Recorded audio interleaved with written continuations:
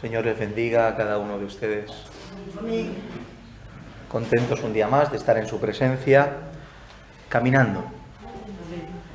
Es importante caminar. Es el todo caminar. Ya sea despacio o muy despacio, pero caminar. Caminar hacia adelante, y eso es lo que procuramos hacer con todas nuestras fuerzas. Seguir cada día caminando a pesar de cualquier dificultad, tanto interna como externa, que nos podamos encontrar a nuestro paso. Siempre hacia adelante. Amén. Gloria a Dios. Bueno, yo tengo algo para compartir con ustedes en esta tarde y espero de verdad que podamos aprender todos y seguir avanzando en el Señor, ya que el estudio de la Escritura y el seguir escudriñando lo santo nos ayuda a ser santos. Amén. Amén. Y esa es la pretensión, aprender de la Escritura para que cada vez vivamos más en consonancia con lo que Dios quiere para con nosotros. Amén. Amén. Bien, si ya recordáis, ya estuvimos hablando acerca de la importancia en otra ocasión de lo que es el sermón expositivo, ¿os acordáis? Amén. Estuvimos hablando de la importancia de lo que es un sermón expositivo. No puedo hacer un resumen del culto anterior en el cual estuvimos hablando de esto porque se nos haría muy largo.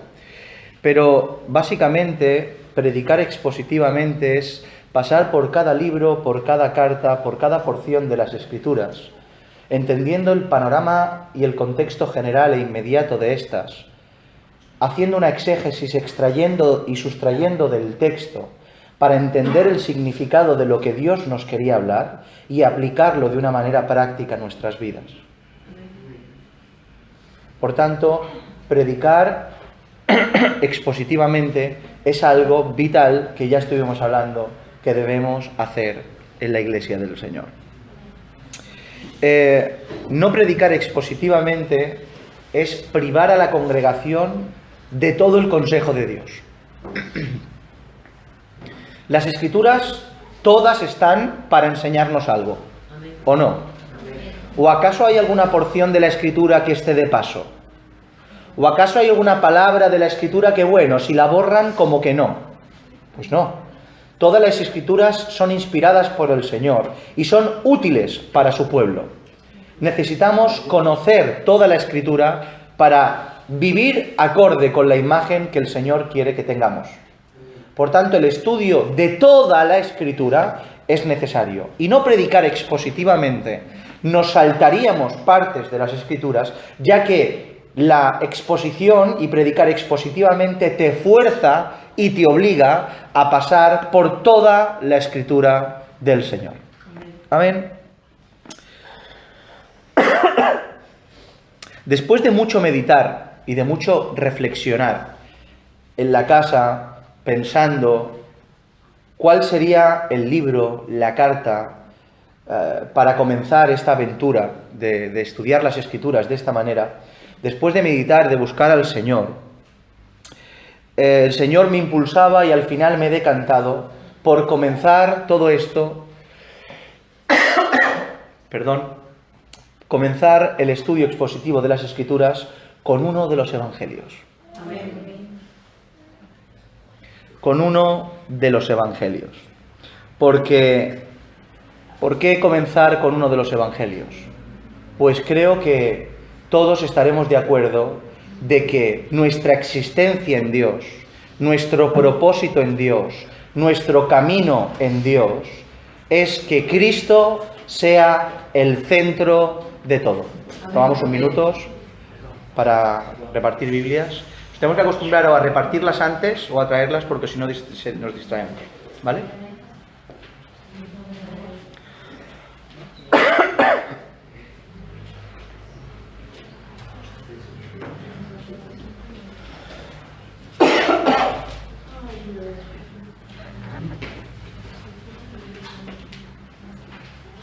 Gloria a Dios. Amén. Bien. Como decía, resumiendo, Cristo es nuestro centro. Amén. Cristo es el centro de nuestro pensar, de nuestro respirar, de nuestro caminar, de nuestro levantarnos, de nuestro acostarnos. Jesucristo es el centro de nuestra existencia, el centro de nuestro ser. Amén. Por tanto, lo que hablamos, predicamos, vivimos, tiene que ver con la persona del Señor Jesucristo. Amén. Dios así lo determinó, ser hechos conforme a la imagen de su Hijo. Y yo me creo a Dios. Amén. Por tanto, creo que una de las mejores maneras de demostrarlo a la hora de comenzar a estudiar las Escrituras expositivamente es estudiar y comenzar a estudiar uno de los Evangelios del Señor. ¿No os parece una gran idea? Amén. ¿No os parece una idea del Señor que juntos en congregación pasemos texto por texto, verso por verso, palabra por palabra, historia por historia, respirar tras respirar de la vida de nuestro Señor Jesucristo? Amén. Conocer su vida, su ministerio, su desarrollo, su obra, su pasión, su muerte y su resurrección por medio de los Evangelios. Amén. Yo creo que es una gran idea. ¿Cuántas veces nos jactamos los cristianos de vivir y de decir que somos seguidores de Cristo y en ocasiones y en pocas ocasiones damos la talla de seguidores de Jesucristo? Porque para decir en mi boca que sigo a Cristo tengo que vivir como Él vivió, ¿o no? Si sigo a una persona, sigo los pasos de esa persona. Por tanto, por donde vivió y caminó e hizo Él, es por donde yo tengo que caminar. Su estela es mi mapa. Pero ¿cómo puedo conocer eso si no tengo una relación con la Escritura? Y no solo con toda la Escritura, ¿cómo puedo conocer cómo vivió Cristo si no tengo una relación con los Evangelios en la Escritura? Ya que los Evangelios registran la vida de Cristo. Por tanto, estudiar los Evangelios, en este caso uno en concreto, creo que nos será de gran ayuda para ver y examinar la vida de nuestro Señor Jesucristo, para poder asemejarnos a como nuestro Señor Jesucristo vivió. Amén.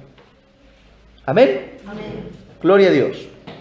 Seguro que ya están pensando entre sí cuál de los Evangelios es el que vamos a tocar. Ya estarán meditando entre sí cuál de los Evangelios entre los cuatro vamos a estudiar. Estoy seguro de algo, que si le pregunto cuál es su Evangelio favorito y me lo dicen uno tras otro, será diferente al que he tomado para comenzar. Porque entre los Evangelios más populares, pues está el Evangelio de Juan. Amén. Todo el mundo está enamorado del Evangelio de Juan. O el Evangelio de Mateo, el cual es extenso, el cual está muy bien ordenado y nos gusta. Pero, en tercer lugar, quizá podemos decantarnos por el Evangelio de Lucas, ya que tiene también muchos seguidores por todos estos Evangelios. Pero nunca o casi nunca el predilecto de los Evangelios para cualquier cristiano será el Evangelio de Marcos. Esto no solo sucede entre ustedes. La mayoría de cristianos, el Evangelio de Marcos es el Evangelio que menos les gusta. Entendemos cuando decimos menos les gusta. El que menos atienden cuando van a la vida de Jesús. Directamente abren por Mateo, o van directamente a Juan, o quizá pasan por Lucas, pero que Marcos se deja olvidado. A lo largo de la historia, como os he dicho, es el Evangelio olvidado, el Evangelio de Marcos. Pero en esta última época, poco a poco, conforme ha ido pasando el tiempo, los estudiosos de las Escrituras, aquellos que entienden, han visto y se han dado cuenta de la gran importancia y riqueza que tiene el Evangelio de Marcos. Y mirando el Evangelio de Marcos, han llegado a la conclusión de que es importante como cualquier porción de las Escrituras y como cualquier Evangelio, sea Mateo, sea Lucas o sea Juan. En mi caso no es diferente, en mi caso es igual. Yo cuando he ido a estudiar o a mirar los Evangelios siempre me he decantado por Mateo, me he decantado por Juan o quizá por Lucas, pero como que Marcos lo hemos dejado en última instancia. Y quizá ese haya sido el motivo por el cual Dios, por medio de su Espíritu, ha visto conveniente el forzarme, el guiarme y el llevarme a predicar y a enseñar expositivamente el Evangelio de Marcos. ¿Un chasco? No, espero que no, porque es inspirada por Dios toda la Escritura y creo que va a ser una bendición de parte del Señor. Así muy despacio, ¿vale? Porque no quiero que me venga la tos, porque si no, no pararé de toser. El Evangelio de Marcos es uno de los 4 evangelios que encontramos en el Nuevo Testamento.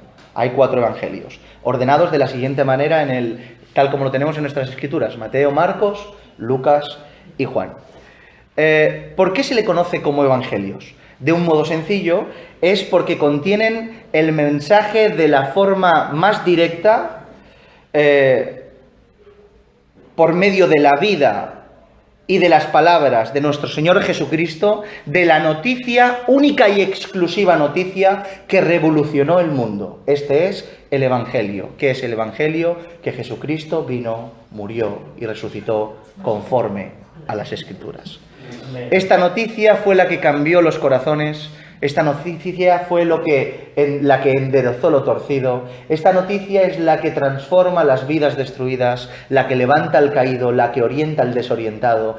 Esto es el Evangelio. Y por eso se le llaman evangelios, porque en su contenido tienen esta noticia de una manera vivencial y de una manera explicada en la misma persona que propulsó la posibilidad de que existiera la noticia: nuestro Señor Jesucristo.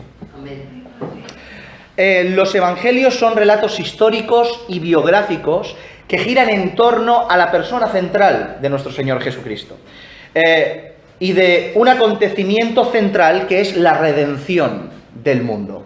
Personaje central, Jesucristo. No son los evangelios el personaje central, es Cristo. Cristo es el personaje central de toda la Escritura. Pero los evangelios tienen un personaje central, que este es Jesucristo, y un acontecimiento central, que es la redención del mundo, el Evangelio. En resumidas cuentas, tiene en su contenido el acontecimiento que cambió el mundo y la persona que lo hizo posible. Los 4 evangelios son los únicos con autoridad divina, ya que son los que en perfecta fe creemos que son los inspirados por Dios. Nosotros creemos en perfecta fe que toda la palabra es inspirada por Dios. La Iglesia conoce y cree que los 66 libros de la Biblia son inspirados por el Señor. No son mano de hombre ni tiene tinta humana, sino que todo proviene del cielo.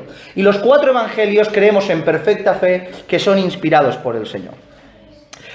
Los evangelios entraron dentro del canon bíblico. ¿Qué es estos 4 evangelios? ¿Qué es canon? Viene de una palabra griega, no nos vamos a meter aquí, porque sería hablar de bibliología, que no es el tema de hoy. La palabra canon viene de una palabra griega, que viene a pronunciarse igual, canon, que tiene que ver con caña, con vara, con medida. ¿Qué significa? Que cuando hablamos del canon de las Escrituras, o ustedes escuchen o alguna vez lean del canon bíblico, tiene que ver con esa vara de medir que se puso para que estos libros y estas cartas vinieran a formar parte del compendio de los 66 libros de toda la Biblia que conocemos hoy. ¿Entendéis esto? ¿Más o menos? Bien, esto es el canon bíblico. Y estos evangelios, estos 4 evangelios, vienen a formar parte del canon bíblico. No solo porque son inspirados por Dios, sino que en su momento, a la hora de elegir estos evangelios, tuvieron que pasar por muchas medidas y por muchas pautas. No fue una decisión al azar, como decir, vamos a meter un montón de relatos en una cesta, vamos a sacudirlos, oremos al Señor y los que salgan así serán. No aconteció así, sino que los hombres estudiosos examinaron cada palabra y habían ciertos requisitos, y ni siquiera solo para tenerlos presentes y tenerlos en cuenta, para que vinieran a formar parte del registro de los libros inspirados por el Señor. Uno de estas cláusulas que tenía que tener era que el autor de dicho evangelio y de dicho escrito sea contemporáneo y coetáneo de Jesús y de los apóstoles. O sea, que vivieran por el mismo lugar y que vivieran en la misma época para poder escribir de dichos acontecimientos. Que tuvieran una relación también directa o con el Señor Jesús o como mínimo con uno de sus 12, de sus apóstoles. Y no solo eso, sino que su escritura tenía que ir en perfecta concordancia con todo el resto de las escrituras. O sea, que si en un evangelio hay una insinuación de una doctrina contradictoria al resto del compendio bíblico, este evangelio no podía ser clasificado para formar parte del canon de las Escrituras. Por tanto, estos 3 puntos ya vemos cómo son fundamentales. Tener que haber vivido en la época, o sea, del primer siglo, tener que haber conocido al Señor Jesucristo, a uno de los apóstoles, y que la doctrina del evangelio vaya en concordancia con el resto de la doctrina. ¿Entendéis esto? ¿Voy muy rápido? Bien, pues a este ritmo no sé yo si lo terminaremos, no sé lo que tardaremos, creo que sí, porque vamos a pasar muy así, muy a lo ligero. El Evangelio de Marcos es uno de los evangelios conocidos como sinópticos. Sinópticos. El término, esto ya lo hemos explicado alguna vez, el término sinóptico viene de una palabra griega compuesta, que se separa entre sin, que viene a significar junto, y opsis, que viene a significar ver o vista. Por tanto, se podría decir que sinóptico es ver conjuntamente, tener una vista panorámica, tener una vista y un prisma y una óptica conjunta. Así se podría entender evangelios sinópticos. Mateo, Marcos y Lucas relatan, y se les llaman evangelios sinópticos, porque relatan la misma historia desde un mismo punto de vista, aunque escriban de diferente manera. Son unos mismos acontecimientos escritos de diferentes puntos de vista. Por ejemplo, os voy a dar un detalle. El otro día tuvimos una vigilia, ¿verdad? Entre los asistentes, que fueran 3 los que escribieran lo que aconteció en esa vigilia. Cada uno tiene una misma perspectiva, una misma óptica de lo que aconteció, y todos escriben según lo que les parece relevante e importante relatar de la vigilia. Estoy seguro que de los 3 relatos, si los pusiéramos, nos daríamos cuenta de que aunque a veces dicen cosas diferentes o vistas de otros puntos de vista, están enfocados en una misma dirección, en un mismo prisma: explicar una vigilia que tuvo casa de David por la noche. Esto es lo mismo con los evangelios. Estamos hablando de que hay un acontecimiento histórico súper relevante, que es la muerte, resurrección, vida de nuestro Señor Jesucristo, y estos evangelistas miran esos acontecimientos y cada uno desde su óptica escriben los acontecimientos individualmente, pero centrados en un mismo acontecimiento en general. Por tanto, no hay contradicción entre los evangelios, simplemente diferentes ópticas de un mismo acontecimiento. ¿Entendéis esto? Gloria a Dios. Es por eso que Juan no viene a formar parte de los sinópticos.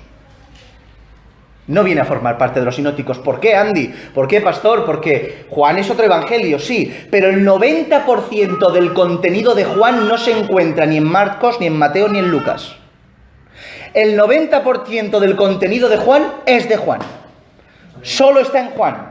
No lo encontramos en ningún otro sitio. Por tanto, Juan, aunque habla del mismo acontecimiento, habla desde otra óptica completamente diferente, atendiendo otros puntos de vista que, según los que entienden, todo es elevado, pero Juan como que es mucho más elevado su concepto del Evangelio.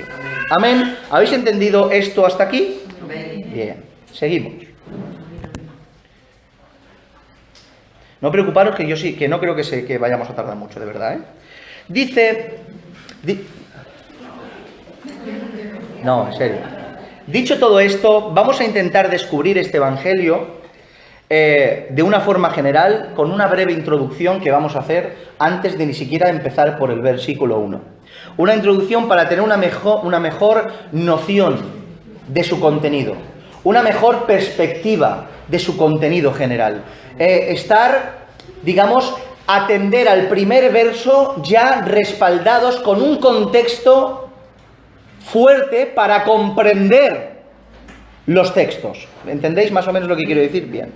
Para ello vamos a realizarnos una serie de preguntas a nosotros mismos que vamos a procurar responderlas en esta tarde. Unas preguntas obvias, básicas, que no es que me las haya inventado yo, sino que son las preguntas obvias y básicas que se hace todo el mundo a la hora de investigar una porción de las Escrituras, un texto, una carta, un libro en general. Estas preguntas son las siguientes. Número 1, ¿quién escribió el Evangelio de Marcos? Número 2, ¿cuándo lo escribió? Número 3, ¿a quién va dirigido?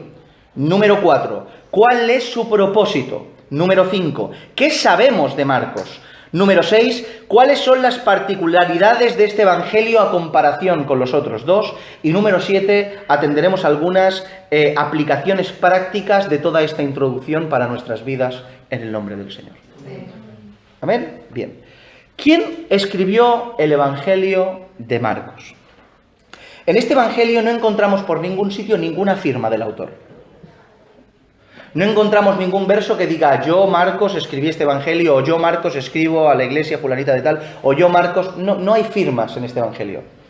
No hay ningún momento en que el autor proclame y diga que este Evangelio está escrito por su puño y letra.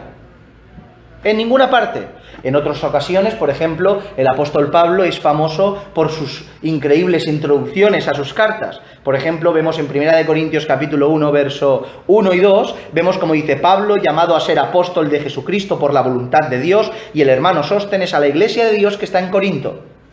En 2 versos te aclara que a quién va dirigido y quién es quien lo escribió. Yo, Pablo, a la iglesia que está aquí. Por tanto, hay autoría en 2 versos en concerniente a las cartas de Pablo en la mayoría y en muchos otros sitios, pero aquí en Marcos no encontramos de su puño y letra una autoría. Pero aunque no hay ninguna cosa parecida, como vemos en las cartas de Pablo en el Evangelio de Marcos, sí que por los datos históricos, cuando acudimos a los documentos históricos antiguos, vemos esta autoría del evangelista. Por ejemplo, vemos a Papías, discípulo de Juan. Vemos a Ireneo de León, leemos a Tertuliano y leemos a Clemente, y todos estos hombres que he citado, que para algunos a lo mejor los conocéis, otros no, todos ellos vivieron antes del siglo II. Todos ellos. Cuanto más para atrás, más fidedigno es el documento que está concerniente a descubrir algo que aconteció en el primer siglo. Todos estos son anteriores al siglo II, vivieron antes del siglo II, y todos atestiguan que el Evangelio fue escrito por Marcos. Todos ellos tienen su documentación en sus escritos que atestiguan que el Evangelio de Marcos, que este Evangelio que está presente, lo escribió Marcos.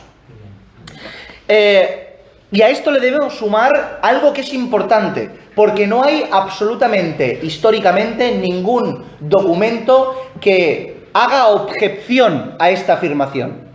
O sea, nadie por otro sitio escribió o le dio autoría a estos escritos a otra persona. Ni nadie por otro sitio desacreditó lo que dijo Ireneo, lo que dijo Tertuliano, Clemente o Papías. Ninguno de estos. Sino que no hay ningún documento en contra, por tanto, creo que es una prueba bastante fuerte históricamente de que el Evangelio que contiene todo este contenido fue escrito por Marcos. Como hemos dicho anteriormente, para que un Evangelio fuese válido tenía que tener unos requisitos mínimos, ¿verdad? Ni siquiera para ser considerados como canónicos tenían que tener esos requisitos mínimos que estamos hablando. Por tanto, este Evangelio no solo lo escribe Marcos, sino que tiene estos requisitos que estamos hablando. Marcos y su escrito lo tenía todo demostrado y demostrable de una manera aplastante. Su contenido en primera instancia está en perfecta concordancia con el resto de las Escrituras. No encontraremos en el Evangelio de Marcos ninguna doctrina extraña, ajena, anómala al resto de los 66 libros. Va en perfecta concordancia como una pieza de puzzle que encaja con las otras 65. ¿Entendéis? En segunda instancia que vemos su apego a los apóstoles y a la iglesia del primer siglo. Marcos era una persona apegada a los apóstoles, apegada a los colaboradores del Señor y apegada a la iglesia del primer siglo, pertenecía a la iglesia del primer siglo. Fue testigo de los acontecimientos de Jesús y de su ministerio en un contexto casi primario por boca de los discípulos y probablemente, aunque no lo puedo atestiguar, presencialmente con Cristo, en alguna ocasión, quizá. Vemos en las Escrituras como su propia casa era un punto de reunión para la obra del Señor. Su propia casa, mejor dicho, la casa de su madre, un punto de reunión para la iglesia del primer siglo, lo veremos más adelante. Vemos como Marcos tuvo una relación muy directa, como hemos dicho, con los apóstoles y sus colaboradores. Vemos a Marcos con Bernabé, vemos a Marcos con el apóstol Pablo y vemos a Marcos con Pedro. Este último Pedro probablemente sería o fue el padre espiritual de Marcos. En Primera de Pedro, capítulo 5, verso 13, miren el texto. La iglesia que está en Babilonia, elegida juntamente con vosotros, y Marcos, mi hijo, os saludan. Marcos, mi hijo, ¿en qué sentido? ¿Que Marcos era el hijo de Pedro? No, en un sentido que lo aprohijó de alguna manera, en un sentido de padre espiritual. Vemos a Pablo con Timoteo de la misma manera, ¿o no? Mi hijo, en un sentido de que fue por el mensaje de mi predicación, fue por el trato que tuvo con él, lo considero mío. Y Pedro llama a Marcos hijo suyo. De la misma manera que los relatos históricos antes mencionados resaltan que Marcos fue el autor de dicho evangelio, también estos hombres que escribieron en la historia, los que hemos citado antes, concuerdan en algo. ¿En qué concuerdan? Que Pedro fue la principal fuente del evangelio de Marcos. Todos ellos concuerdan que Marcos fue traductor oficial del apóstol Pedro. Todos ellos concuerdan de que entre Marcos y Pedro había una afinidad tremenda y Pedro hablaba y Marcos escribía. Ha llegado hasta tal grado esta creencia que se cree que el evangelio de Marcos es el evangelio de Pedro en ciertas secciones. Pero no es que fuera exactamente así. El divinamente inspirado fue Marcos bajo la influencia y datos históricos corroborables de una persona directamente ligada con el Señor Jesucristo, en este caso el apóstol Pedro. Por tanto, fijaos si Marcos tenía credibilidad a la hora de poder escribir un evangelio. No solo por su doctrina en su contenido, sino por su apego al primer siglo, a la iglesia del primer siglo, a los discípulos, a los apóstoles, a los colaboradores y en este caso, por excelencia, al apóstol Pedro. ¿Amén? Amén. Gloria a Dios. ¿Cómo vamos?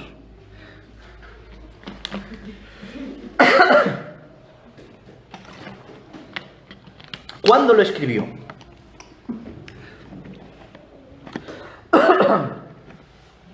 No se puede dar una fecha exacta de cuándo se escribió. No se puede dar una fecha específica, el 25 de noviembre de... No se puede. No hay datos históricos para decir exactamente el año exacto en que el Evangelio de Marcos fue escrito. Pero sí que hay bastantes datos para dar una aproximación respecto a cuándo se escribió este Evangelio. Todos los historiadores serios, todos aquellos que estudian, coinciden en que hay un periodo de 15 y 20 años de margen en el cual se escribió este Evangelio, del 50 al 65-70. Del año 50 después de Cristo al 65-70 después de Cristo, estos 15-20 años son el periodo que se enmarca que es posible que se escribiera el Evangelio de Marcos. Dicen que el Evangelio de Marcos fue escrito después de la muerte de Pablo y de Pedro. Por tanto, la muerte de Pablo y de Pedro, ¿os acordáis cuando estudiemos la historia de la separación y todo esto? La muerte del apóstol Pablo y del apóstol Pedro coinciden que fue ejecutada por un mandato de Nerón. Nerón dejó de gobernar en el año 68 después de Cristo. Por tanto, si este evangelio coincide en de que fue escrito después de la muerte de Pablo y de Pedro, y Nerón dejó su reinado, su gobierno en el año 68, probablemente más se apegue tirando cerca al año 65-70 que no anteriormente. Pero también, por ejemplo, hay un dato que yo era la primera vez que lo veía, de verdad no lo sabía, que dice que un sacerdote, no sé ni qué tipo de sacerdote fue, encontró un documento en las cuevas del Qumran, una porción, un capítulo y un versículo que dicen que es del Evangelio de Marcos, que data del 50 después de Cristo. Bueno, lo que aunque no podemos definir el año exacto, sí que tenemos una aproximación de 15-20 años entre el 50 y el 70, probablemente más, tirando un poquito más hacia adelante que hacia atrás. Lo que es relevante del asunto que es esto, que como la fecha tope es 70, o sea, después del 70 no se escribió. El Evangelio de Marcos no tardó, no fue en el 71, del 70 hacia abajo. Y nos confirma esto, que el Evangelio de Marcos, y este es un dato relevante, fue el primer Evangelio escrito. El Evangelio de Marcos es el más antiguo entre los 4 evangelios. El Evangelio más antiguo de ellos.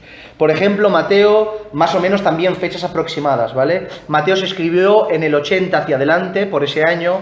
Lucas también entre el 70 y el 80. Y Juan después del 95 en adelante. Por tanto, teniendo al 70 hacia abajo Marcos, nos encontramos un dato importante. Marcos fue el primer registro de las acciones y palabras de nuestro Señor Jesucristo. Como para no tenerle importancia.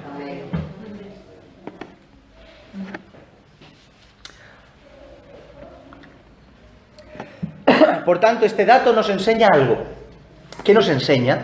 Que aunque todos los evangelios fueron inspirados por Dios, vemos que Marcos tenía fuentes. Pues Mateo y Lucas también. ¿Saben cuáles fueron las fuentes de Marcos? Pedro, lo acabamos de decir. ¿Saben cuál fue una de las fuentes de Mateo y de Lucas? Marcos. Porque al tener un evangelio ya hecho, lo tomaron por fuente para establecer la base de su propio evangelio.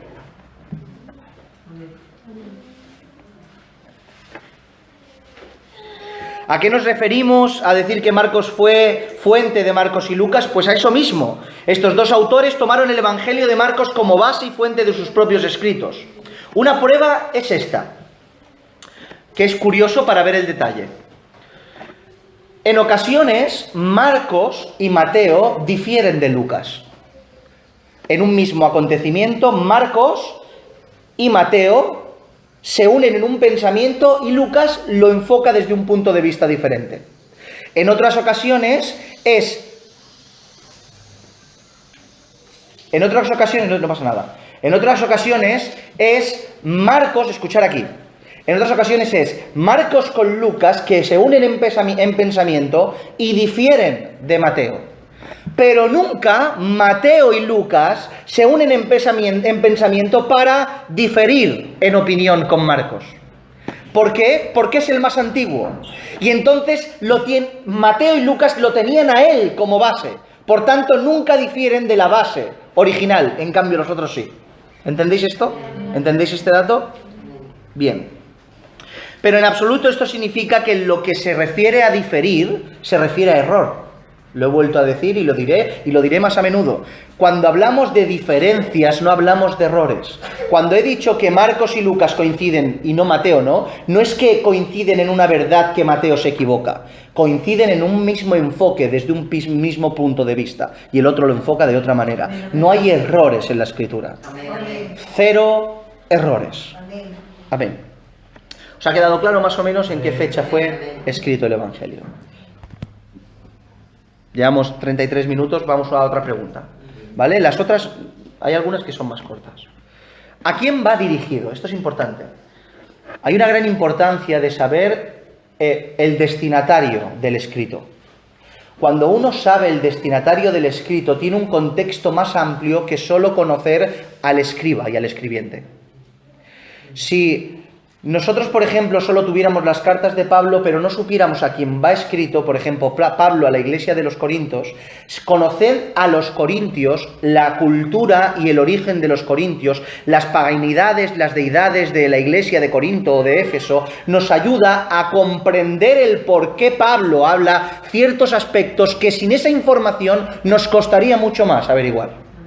Por tanto, conocer el destinatario nos amplía el contexto para entender algunas porciones de las Escrituras que a veces se nos hacen difíciles de comprender.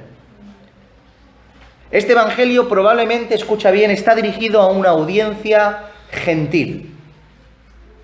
Probablemente está dirigido a una audiencia gentil. O como mínimo, por darle una cabida a la duda, como mínimo a judíos de la diáspora que no conocían el idioma natal. O eran gentiles de origen, o eran judíos de la diáspora que habían perdido el conocimiento del arameo y del hebreo. Yo me decanto más por un auditorio gentil, es mi opinión personal. un auditorio gentil debido a la manera y contenido del Evangelio, me hace entender de que el auditorio que tenía enfrente era un auditorio gentil. Algunos historiadores afirman, para hablar de un poco de qué pruebas podemos presentar al respecto de tales afirmaciones. Algunos historiadores afirman que la carta fue dirigida a la ciudad de Roma. Muchas personas coinciden con esto, que el Evangelio de Marcos fue dirigido a la comunidad, que había una comunidad, una congregación que había en Roma de personas convertidas que venían del paganismo, que no conocían ni el idioma ni la lengua. Algunos sugieren esto.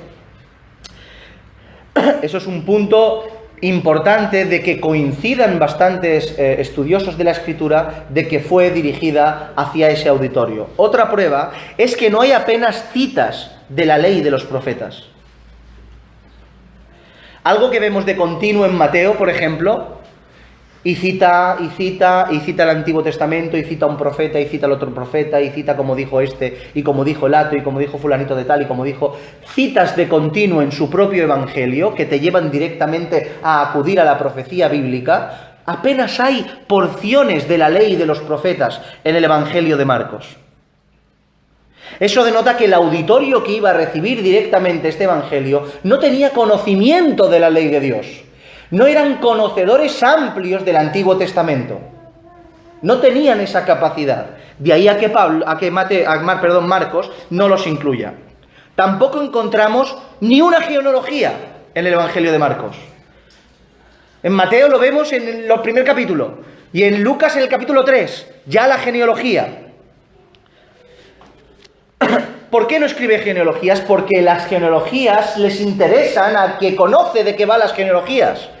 ¿Por qué una genealogía en Marcos? ¿Por qué otra genealogía en Lucas? Las genealogías son otra prueba evidente para demostrar la ascendencia judía y real de nuestro Señor Jesucristo. Es para dar evidencias que Jesús califica como el Mesías prometido por la Torá y por los profetas, para ser el Mesías prometido por ellas. Y de ahí a las genealogías. Pero en cambio aquí no encontramos genealogías porque un auditorio gentil no conoce de estas genealogías. También esto es interesante, otro detalle por qué creemos que habla un auditorio gentil. Traduce palabras semitas, o sea, hebreas y arameas, dentro del Evangelio. Vamos a poner alguna prueba. En Marcos capítulo 3, verso 17. Dice: a Jacobo, hijo de Zebedeo, y a Juan, hermano de Jacobo, a quienes apellidó Boanerges. Esto es, hijos del trueno. Hace una aclaración. Boanerges significa hijos del trueno. En Marcos capítulo 5, verso 41 dice: y tomando la mano de la niña le dijo, Talita cumi, que traducido es, niña, a ti te digo, levántate. Otra traducción.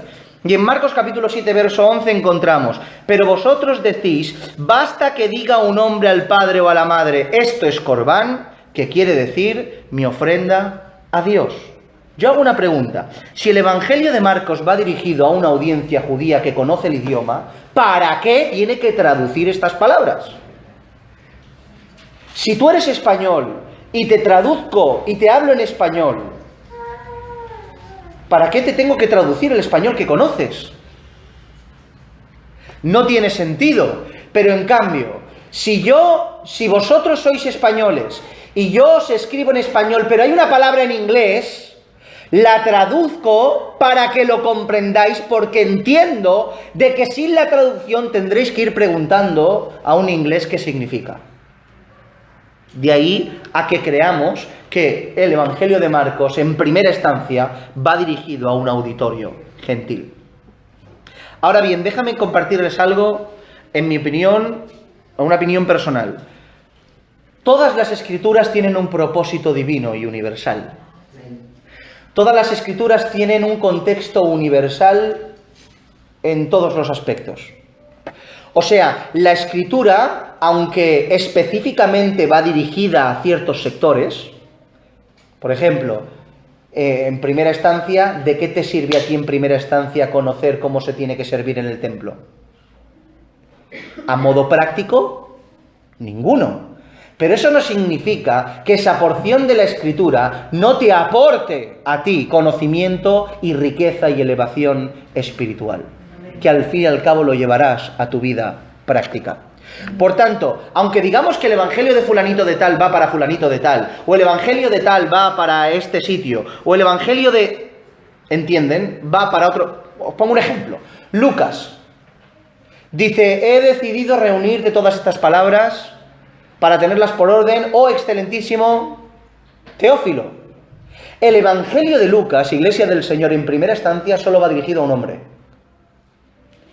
¿Ustedes creen que Dios inspiró divinamente a Lucas para que escribiera un evangelio con una riqueza universal, encerrada y enclaustrada en las 4 paredes de un gobernador, Teófilo, o de un rey, o de lo que fuera? No. Aunque en primera instancia sí, a modo universal, esos evangelios en el plan predestinado por Dios estaba expuesto para que fuese conocido por todos, judíos, gentiles, todo el planeta Tierra. Por tanto, no nos turbe la mente ni caigamos en confusión de que aunque sepamos especificar a qué lugar va, no lo entendamos como que esas cartas, esos libros, esos escritos son universales para todo el mundo en el nombre del Señor.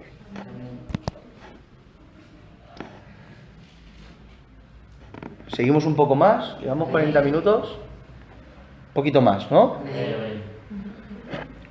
Vamos rápido. ¿Cuál es su propósito? ¿Cuál es el propósito de este evangelio? Siempre a lo largo de la historia se ha intentado diferenciar entre los diferentes, valga la redundancia, propósitos de los evangelios. O sea, este evangelio tiene este propósito, este evangelio tiene este propósito, este evangelio tiene este propósito, etc. Decir que debemos reconocer que hay que hacer una diferencia a la hora de entender las diferentes exposiciones de los evangelios. La presentación de estos diferentes autores que nos presentan el evangelio de diferente manera bajo su punto de vista. Eso sí que es verdad. Pero, en mi opinión, todas estas diferentes exposiciones se unen en un propósito universal. No le encuentro diferentes propósitos a los evangelios. Le encuentro un propósito universal en todos ellos. ¿Y cuál es? La salvación del mundo por medio del mensaje de Jesucristo, de su vida, de su muerte y resurrección. No puedo forzarme a ver otro propósito central que no sea ese. Yo leo a Marcos y veo ese propósito, leo a Lucas, veo ese propósito, leo a Mateo, veo ese propósito, leo a Juan, veo ese propósito. Aunque sepamos diferenciar entre las diferentes exposiciones y argumentaciones y diferentes puntos de vista, tienen un propósito en común: predicar el Evangelio de Jesucristo. Ahora bien, como ya hemos dicho, el énfasis de los evangelios puede tener rasgos diferentes, sobre todo a la hora de presentar a Jesús, a la hora de presentar a Cristo. Por supuesto, todos lo presentan como solo hay una manera de presentarlo. ¿Cuál es la única manera de presentar a Cristo? Conforme a las Escrituras. O sea, aquí no podía venir un evangelista a recibir una revelación nueva y a predicar a un Jesús que no estuviera expreso en la Torá y los profetas. Por tanto, expusieron la verdad bíblica de este Mesías prometido en sus evangelios en concordancia perfecta con la ley y los profetas. Pero cada uno expone de alguna manera rasgos distintivos de la personalidad y de los atributos de nuestro Señor Jesús. Este evangelio presenta a Jesús como lo que es en primera instancia: el Mesías prometido de Israel, el Hijo del Dios Altísimo, pero hace especial énfasis en algo. Y les aconsejo, y esto se lo digo para que no se me olviden, que por favor empiecen a leer el Evangelio de Marcos. ¿Amén? Hace énfasis en algo, y es que este Jesús, Hijo de Dios, no vino para que lo sirvan, vino para servir. Si hay algo que enfatiza el Evangelio de Marcos es la actitud de servidumbre de Jesucristo. Todos los demás aspectos están implícitos, pero parece que Marcos denota y quiere resaltar que Cristo es el siervo de Dios. Marcos capítulo 10, verso 45 dice: porque el Hijo del Hombre, un título mesiánico refiriéndose a Jesús, el Hijo del Hombre no vino para ser servido, sino para servir y dar su vida en rescate por muchos.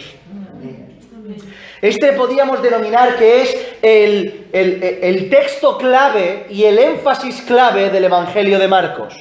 Jesús, el siervo sufriente. De la misma manera, es imposible no acordarte cuando hablas de esto, de lo que Pablo enfatizó en Filipenses.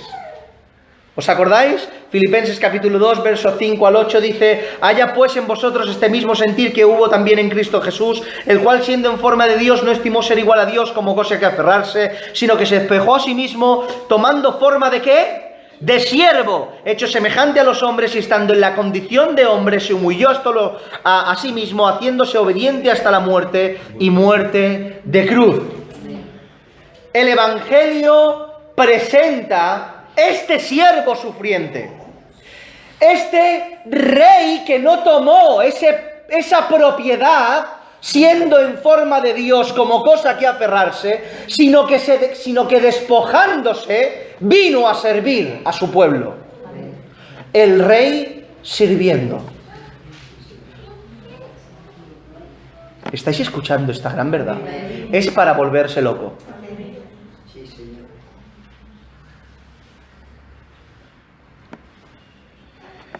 Por tanto, el Evangelio de Marcos, más que las enseñanzas de Jesús, se enfatiza y relata los actos y las acciones de Jesús. Más que sus palabras, resalta y relata los hechos de Jesús. Más que las palabras, que en la boca de Jesús en absoluto se las llevaba el viento, en absoluto quedaban grabadas a fuego en todas las áreas donde llegaba su voz y donde no llegaba también. Pero más que sus palabras, resaltó la vivencia de Jesús, los pasos de Jesús, el camino de Jesús, el camino en acción de Jesús, en servidumbre para aquellos que lo necesitaban. Eso es el Evangelio de Marcos. Jesús en pos del necesitado. El Evangelio de Marcos está repleto de milagros, de señales y acción en positivo para con el necesitado. 6 de los 16 capítulos que contiene el Evangelio están dedicados a la pasión, muerte y resurrección. 6 de los 16. Todo tiene que ver con una continua acción de nuestro Señor Jesús en el Evangelio de Marcos. Así es este Evangelio. Y de esta manera nos lo presenta Marcos. Un Cristo, un Jesús que no vino a darse tono, que no vino a tomar su posición por pretexto para que lo sirvan, que pudiendo utilizar a legiones de ángeles para aniquilar a todo el mundo no lo hizo. Nunca sonaron el chasquido de sus dedos. Murió crucificado en pos y a favor de usted y de mí. Amén. El siervo sufriente que vino a servir y a morir por nosotros. Oh, mis hermanos y mis hermanas, es para estremecernos que el Verbo hecho carne venga para servir. Que el más grande de los hijos de los hombres se ponga en una condición sumisa de siervo, ¿no es bastante ejemplo para nosotros? ¿No es bastante ese ejemplo que nos da el Señor? El Señor no te dice sirve sin haber servido Él, ¿eh? Él no es como muchos que nosotros desde aquí los predicadores somos predicadores, hacer esto, hacer aquello, se tiene que hacer esto, y uno se queda en su casa pensando en cómo ganar más dinero, pensando en cómo descansar más, que la gente haga... No, el Señor Jesús no es así. El Señor Jesús dijo, espérate, voy a morir yo, y conforme haga yo, haces tú detrás. Así es como lo vio Marcos. Así es como lo presenta este evangelista. Así es como lo presenta este gran hombre de Dios. Jesús, el siervo sufriente. Creo que lo vamos a dejar aquí. Llevamos 50 minutos. Entrar en otros puntos creo que nos iríamos un poquito más. No queda mucho, la verdad, que podríamos terminarlo rápido, pero lo vamos a dejar aquí para que podamos retener todas estas cosas. Me gustaría mucho, Iglesia del Señor, que trajeseis vuestras Biblias de vuestra casa para tener anotaciones, vuestras libretas para apuntar, porque si no te viene una pregunta y después se te va. Venimos aquí a aprender. Venimos aquí a aprender, pero no para llenar la cabeza, lo volvemos a decir, sino para vivir más cerca del Señor. Esto es importante. ¿No estamos acostumbrados? Bueno, no. Ya llevamos un añico, que más o menos nos acostumbramos, en este año en congregación, de estudiar las Escrituras juntos. Pero tenemos que acostumbrarnos a esta forma de estudiar porque nos va a redundar siempre para bien. Amén. ¿Estáis de acuerdo conmigo? Amén. Inclina tu cabeza con respeto al Señor y vamos a dar gracias un minuto al Señor.